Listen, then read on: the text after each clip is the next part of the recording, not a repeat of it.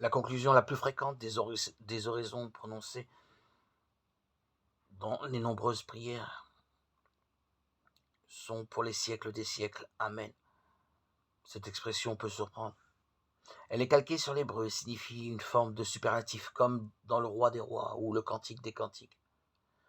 Nous proclamons que Dieu est maître du temps et de l'histoire, et que son règne n'aura pas de fin. Nous espérons qu'il nous accueillera dans son royaume, où nous vivrons pour toujours de sa vie en plénitude, ce que nous appelons aussi la vie éternelle.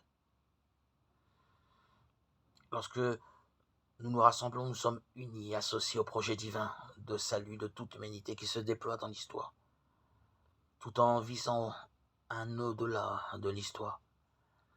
De même, le Christ a été manifesté dans l'histoire des hommes par son incarnation. Il est devenu un Israélite du premier siècle de notre ère.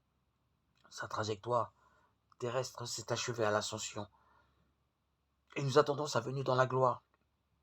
Ce sera là, non pas la fin de l'histoire, mais son accomplissement. Ce que nous vivons aujourd'hui selon l'amour possède un poids d'éternité, car l'amour ne passera jamais. 1 Corinthiens 13:8. Quelles que soient les difficultés de la situation présente, Dieu mène en Christ le monde à son salut et l'histoire à son achèvement glorieux. Telle est notre espérance.